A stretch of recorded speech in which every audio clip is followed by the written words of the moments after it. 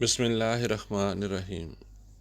Burkina Faso میں لجنہ امائلہ کی 100 سالہ جوبلی تقریبات کا آغاز۔ روزنامہ الفضل انٹرنیشنل، 30 اگست 2023۔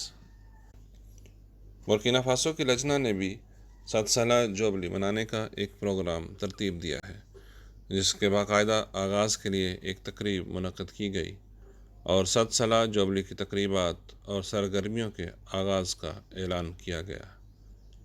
یہ پروگرام واگادوگو میں بستان مہدی میں واقع مسرور آئی انسٹیٹیوٹ کے کانفرنس ہال میں مرخہ 8 جولائی 2023 کو منعقد ہوا۔ گزشتہ 2 ماہ سے اس پروگرام کی تیاری جاری تھی۔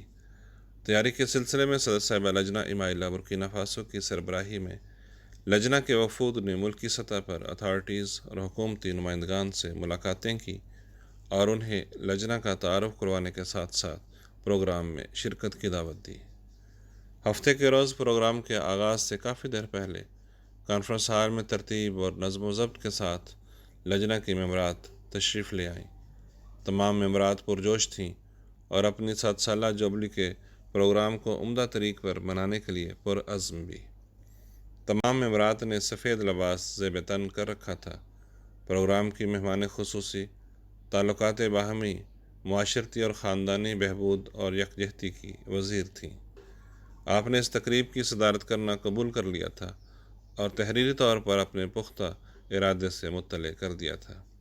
تاہم اسی دن نیشنل کابینہ کی میٹنگ کی وجہ سے آپ اجلاس میں شرکت نہ کر سکیں اور اپنی نمائندہ کو اپنی قائم مقامی میں بھجوایا۔ ہفتہ 8 جولائی کو پروگرام کا آغاز 11 بجے دن تلاوت قرآن کریم سے ہوا۔ بعد ازاں ترجمہ پیش کیا گیا۔ صدر صاحبہ لجنہ نے عہد دہرایا۔ اس کے بعد خوبصورت انداز میں نظم پیش کی گئی، پھر تمام مہمانوں کو خوش آمدید کہا گیا۔ پروگرام کی پہلی تقریر لجنہ امائلہ کی تاریخ پر ہوئی، جس میں بتایا گیا کہ کس طرح عاجزانہ طور پر شروع ہونے والی تنظیم لجنہ امائلہ آج خدمت اسلام اور خدمت انسانیت کے عظیم الشان منصوبوں پر کام کر رہی ہے۔ پھر ناصرات نے ایک خاکہ پیش کیا۔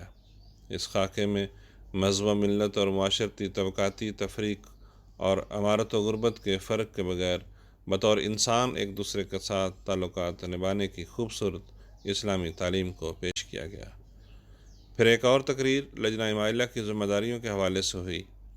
ایک نظم کے بعد قرآن مجید ناظرہ مکمل کرنے والی لجنہ و ناصرات کو اسناد دی گئیں۔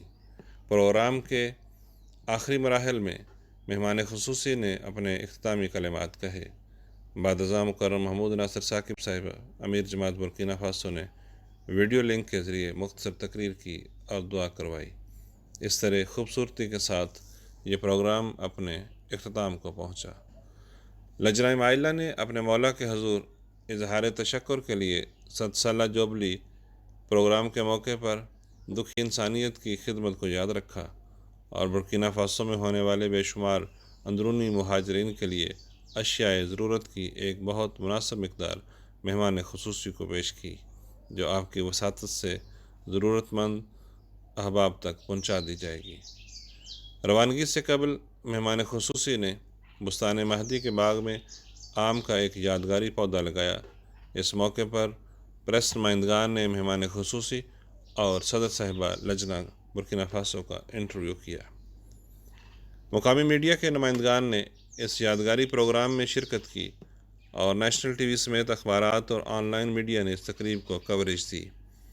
فاسو سیت نے تصاویر کے ساتھ اس پروگرام کی خبر دی۔ نیشنل اور ریجنل مجلس عاملہ واگادوگو کے علاوہ اس تقریب میں شرکت کے لیے واگادوگو کی لجنہ کو شرکت کی دعوت دی گئی تھی۔ علاوہ ازیں تمام ریجن سے ریجنل صدر لجنہ اور ان کے نمائندگان نے بھی شرکت کی۔ مجموعی طور پر حاضری 200 سے زائد رہی۔ آواز و رپورٹ نعیم احمد باجوہ، نمائندہ الفضل انٹرنیشنل، لندن۔